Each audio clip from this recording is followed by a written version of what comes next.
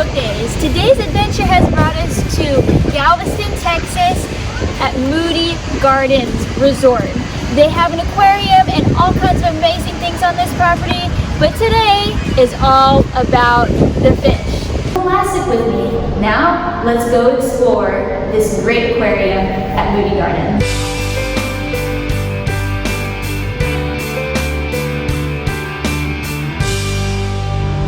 So here at the aquarium at the Moody Gardens, I'm here with Rebecca, one of their biologists, and our first stop here at the aquarium is the starfish tank. And I'm so excited because there was an actual starfish in the book.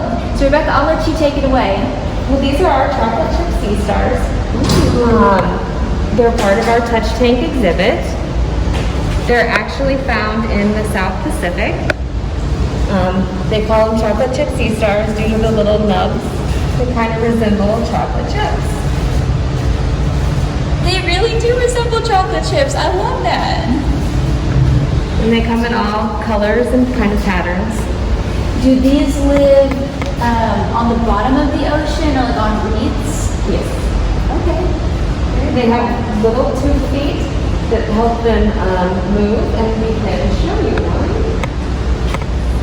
Wow. So these are all their little tube feet that helps them crawl along the bottom of the ocean and on the rocks and reefs. And then this is where their mouth is. So cool. And what do these starfish eat? Well, here they get a variety of different foods. In the wild, they would feed on dead and decaying animals. But here we give them shrimp, scallops, a variety of different fish. And they can actually eat like those bigger things? Oh, well, I mean, we chop it up to appropriate sizes because you don't want that kind of stuff just sitting in your system. It's not good for your system. But yes, they get size appropriate food. And I'm sure unlike the book, these don't talk. Oh, wow. And they kind of shimmer as they go past. That's so beautiful. That is a massive fish. Is that as big as they get? They will get slightly larger, but they are almost full grown. And you said those are called tarpon? Yes. Okay. It definitely looks like they got some of the scales from the rainbow fish. They're so shimmery. And some of these look like tuna. What are those names? Okay, so we have a permit, and then we have the permanent's the larger one, and then the pompano are the smaller. They're in the jack family. Okay. When I see them, they remind me of tuna. And then these guys are halal jacks. And they also have that kind of sugary skin.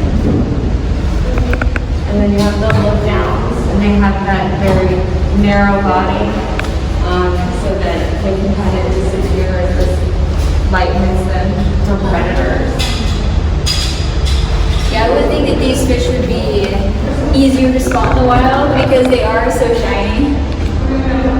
Very cool. And I see that they're all in one tank.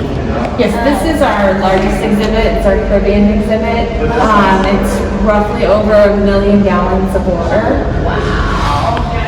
And so all these fish are from the Caribbean then? Yes. Very cool. Are they more like the southern regions? Kind of all over. All of the Caribbean? Yes. And what do these fish eat on a typical basis? So they get a wide variety of different foods because we have so many different species in here that we want to accommodate what they would eat normally in the wild as much as possible so they have the correct nutrition. So it varies from crustaceans to larger fish depending upon the size of the animal. Some of them are target fed from the surface, like our tarpons and our jacks. They get just a wide variety of different types of fish and squid. Squid, wow. Very neat. I love it. And then we dive 3 days a week to feed the smaller fish in the exhibit. Aww. So they need like extra kind of help and getting down. Yes, so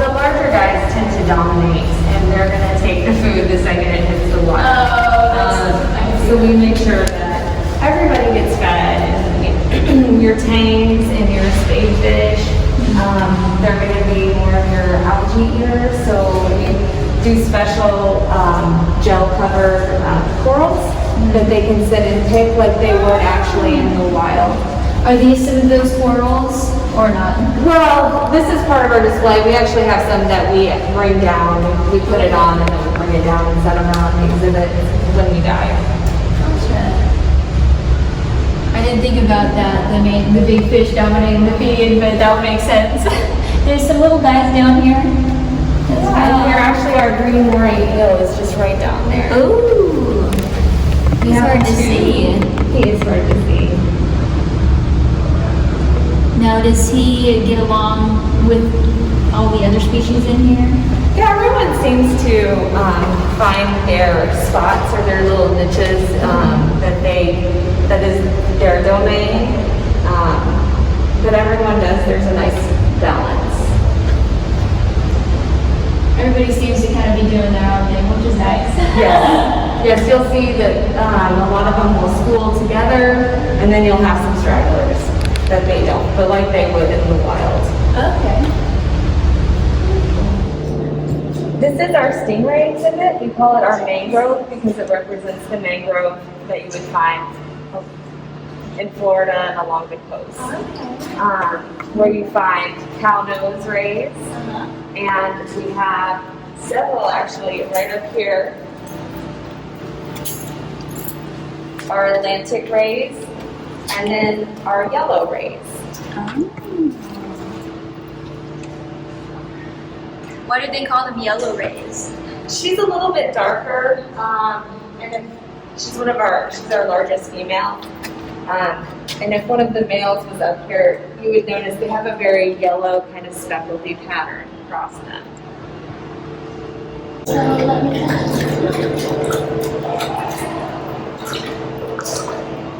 Oh, so cool!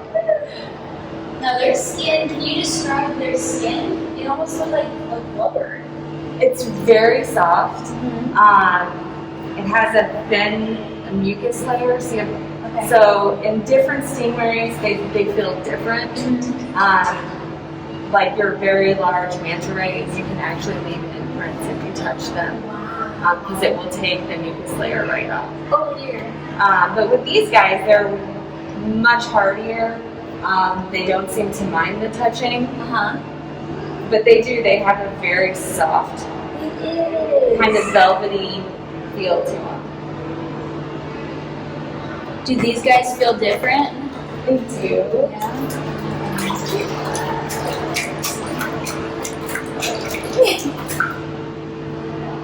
There are splashers that come. They will come up and they'll just touch people as they go. Oh my, that's so funny. What do these stingrays eat? So they have plates in their mouths for crushing, so they eat more crustaceans, mollusks, bivalves.